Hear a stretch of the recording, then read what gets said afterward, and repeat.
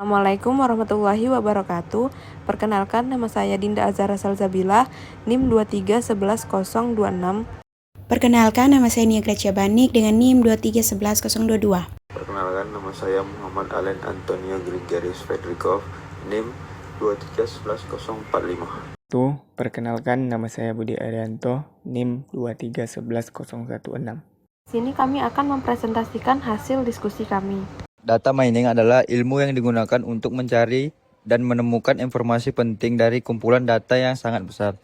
Proses ini menggabungkan berbagai teknik seperti statistik, pembelajaran mesin, atau machine learning, pengenalan pola, dan pengolahan database. Tujuan utamanya adalah untuk mengambil data yang tersembunyi, lalu mengubahnya menjadi informasi yang mudah dipahami dan bisa digunakan untuk membantu pengambilan keputusan atau keperluan lainnya. Dalam data mining, terdapat beberapa jenis metode yang digunakan, di antaranya estimasi, prediksi, klasifikasi, clustering, dan asosiasi. Dalam pembahasan kali ini, kita akan membahas tentang clustering. Clustering merupakan suatu teknik untuk menganalisis data dengan mengelompokkan kumpulan data ke dalam kelompok-kelompok yang memiliki kesamaan ke dalam klaster yang sama, dan yang tidak sama ke klaster yang sama. Tujuan dari clustering yaitu mengelompokkan objek-objek berdasarkan karakteristik yang dimiliki masing-masing objek. Sedangkan manfaat dari clustering yaitu untuk mengidentifikasi objek-objek untuk mendukung sistem pendukung keputusan dan data mining. Berikut merupakan proses analisis clustering. Yang pertama, memiliki ukuran jarak. Yang kedua, melakukan proses standarisasi data jika diperlukan. Yang ketiga, memilih prosedur pengklasteran. Yang keempat, melakukan interpretasi terhadap klaster terbentuk. Yang kelima, melakukan validasi dan profiling cluster. Dalam clustering terdapat beberapa metode. Salah satunya adalah K-means. K-means merupakan salah satu metode clustering non-hierarki yang berusaha untuk mempraktisi objek yang ada ke dalam bentuk satu atau lebih klaster. Metode ini memprediksi objek berdasarkan karakteristiknya. Objek yang mempunyai karakteristik yang sama dikelompokkan ke dalam satu klaster yang sama, dan objek yang mempunyai karakteristik yang berbeda dikelompokkan ke dalam klaster yang lain. Proses analisis K-means dapat dilakukan melalui 3 cara, yaitu 1. Menentukan nilai K untuk jumlah klaster yang ingin dibentuk.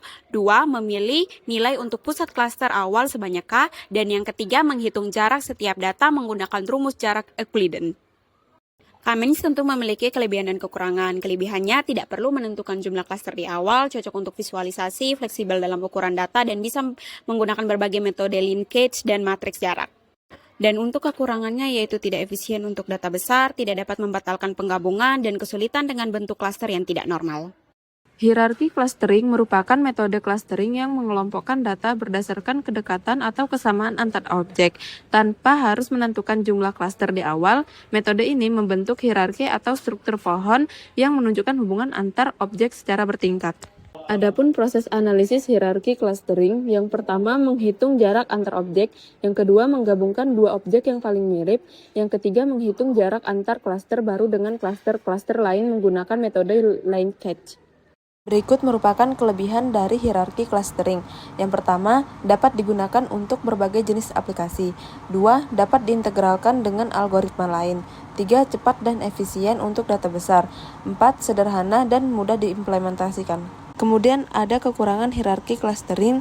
Yang pertama, harus menentukan jumlah klaster K di awal. 2. Sensitif terhadap inisialisasi Cantroid. 3. Tidak cocok untuk klaster non-linear atau bentuk tak beraturan. DBSCAN merupakan metode clustering berbasis densitas yang digunakan untuk menemukan klaster dengan bentuk orbiter dan mampu mengidentifikasi outlier. DBSCAN membentuk klaster berdasarkan kepadatan data, yaitu titik-titik yang cukup dekat satu sama lain, dianggap berada dalam satu klaster. Adapun proses analisis DBSCAN yaitu 1. Menentukan nilai E dan min PTS, 2. Mengklasifikasikan titik data dan membentuk klaster, 3. Mengidentifikasi outlier noise. Adapun kelebihan dari DBSCAN yaitu 1. Tidak perlu menentukan jumlah klaster di awal, 2. Dapat mengenali klaster dengan bentuk arbitrer, 3. Mampu mengenali outlier, 4. Cocok untuk data spesialis seperti analis geografis, GIS, dan lainnya. Pun kekurangan dari DBS Scan yaitu 1. Sensitif terhadap pemilihan parameter E dan min PTS, 2. Tidak cocok untuk data dengan kepadatan bervariasi, 3. Kurang efisien untuk data berdimensi tinggi, 4. Kompleksitas waktu lebih tinggi dari Kamins. Berikut merupakan studi kasus dari PT Infineon Technologies Batam yang menggunakan Kamins dalam penyelesaian sebuah masalah. PT Infineon Technology Batam adalah anak perusahaan dari Infineon Technology AG Jerman yang berlokasi di kawasan industri Batam Indo Industri Park Muka Kuning, Batam, Kepulauan Riau. Didirikan pada tahun 1996, perusahaan ini berfokus pada proses bagian manufaktur semikonduktor seperti perakitan dan pengujian chip, khususnya untuk kebutuhan otomotif. PT Infineon memiliki lebih dari 2.000 karyawan dan merupakan salah satu fasilitas manufaktur bagian terbesar Infineon di Asia Tenggara. Adapun permasalahan dalam PT Infineon yaitu dalam memanajemen inventory di ruang maintenance karena belum memiliki sistem record online untuk stock on hand, sehingga tidak ada pencatatan histori pengambilan barang, kapan, berapa jumlahnya, dan siapa yang mengambilnya.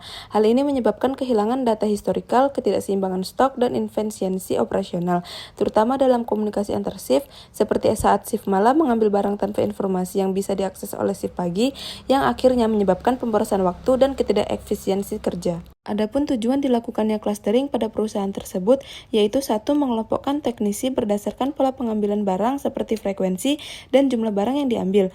2. Mendeteksi pengambilan barang yang tidak wajar guna mencegah kehilangan stok dan memperbaiki sistem pengendalian. Jurnal yang diambil sebagai acuan untuk menyelesaikan permasalahan pada PT Infineon yaitu jurnal dengan judul Implementasi Data Mining untuk menentukan persediaan stok barang di minimarket menggunakan metode Kamins Club. Minimarket merupakan bentuk modern dari toko kelontong yang menyediakan berbagai produk kebutuhan sehari-hari masyarakat.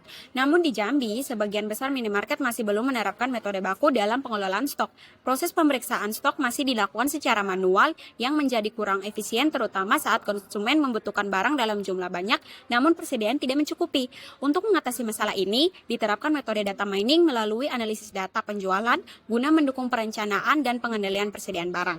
Salah satu metode yang digunakan adalah Kamins clustering yang berfungsi untuk mengelompokkan data berdasarkan kemiripan karakteristik. Dengan pengelompokan ini, minimarket dapat mengetahui barang-barang yang cepat terjual dan yang masih tersedia dalam stok sehingga pengelolaan inventaris menjadi lebih efektif dan tepat sasaran. Berikut merupakan langkah-langkah prosedur menggunakan Kamins. 1. Menentukan nilai K untuk jumlah klaster yang ingin dibentuk. 2. Pilih pusat klaster awal nilai K. 3. Hitung jarak dari setiap data input ke setiap centroid menggunakan rumus jarak Euclidean dan temukan jarak terdekat dari setiap data ke centroid. 4. Mengklasifikasikan atau mengkelompokkan setiap item data berdasarkan kedekatannya ke centroid. 5. Perbarui nilai pusat centroid baru dapat diambil dari min klaster tersebut menggunakan rumus. Berikut merupakan data penjualan barang di minimarket pada bulan Oktober, November, dan Desember dengan 20 jenis barang yang berbeda-beda. Sesuai dengan langkah penyelesaian metode Kamins, maka pertama menentukan jumlah klaster, di mana pada studi kasus ini dikelompokkan menjadi 2 klaster. Klaster pertama barang dengan penjualan tinggi dan klaster kedua barang dengan penjualan rendah. Langkah kedua yaitu menentukan titik pusat awal secara acak, di mana pada klaster 1 diambil dari data sirup yaitu pada data 13, 20, dan 14, dan pada klaster 2 diambil dari data gula yaitu pada data 5, 1, dan 2. Langkah ketiga yaitu menghitung jarak Euclidean tiap data ke setiap centroid, yang dimana data pertama klaster pertama memiliki jarak 21, data pertama klaster kedua memiliki jarak 5,83, data kedua klaster pertama memiliki jarak 23, sedangkan data kedua klaster kedua memiliki jarak 0, dan kemudian dilanjutkan perhitungan jarak hingga data ke-20. Langkah selanjutnya yaitu mengelompokkan data berdasarkan jarak terdekat. Nah, barang laku masuk ke klaster C1, barang kurang laku masuk ke klaster C2. Fungsi menghitung jarak setiap data ke klaster 1 dan klaster 2 dalam metode Kamins clustering adalah untuk menentukan ke klaster mana setiap data paling dekat sehingga data tersebut bisa dikelompokkan secara otomatis berdasarkan kemiripannya. Berdasarkan tabel tersebut, klaster C1 terdapat 18 data dan klaster C2 terdapat 2 data. Dari proses pengelompokan 2 klaster utama yaitu klaster 1 yang berisi 18 barang dengan tingkat penjualan tinggi dan klaster 2 yang berisi 2 barang dengan tingkat penjualan rendah.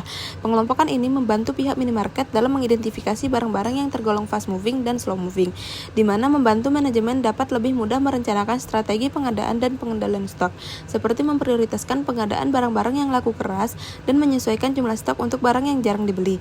Dengan demikian, implementasi metode Kamins ini terbukti efektif dalam meningkatkan efisiensi pengelolaan stok dan mendukung pengambilan keputusan yang lebih tepat dan berbasis data. Ketika penyelesaian permasalahan dari jurnal diterapkan pada permasalahan PT Infineon, maka dengan menerapkan metode clustering yaitu Cummins, barang-barang di ruang maintenance dapat diklasifikasikan berdasarkan pola penggunaan, misalnya sering, sedang, dan jarang digunakan. Hal ini akan sangat membantu dalam menentukan stok prioritas, menghindari kehabisan barang penting, mempercepat pengambilan barang, dan meningkatkan efisiensi kerja antar shift. Selain itu, klasifikasi ini dapat menjadi dasar untuk pengembangan sistem pencatatan digital yang lebih akurat dan mudah dipantau, sehingga mendukung pengambilan keputusan yang berbasis data dan memperbaiki keseluruhan sistem manajemen inventory di PT Infineon.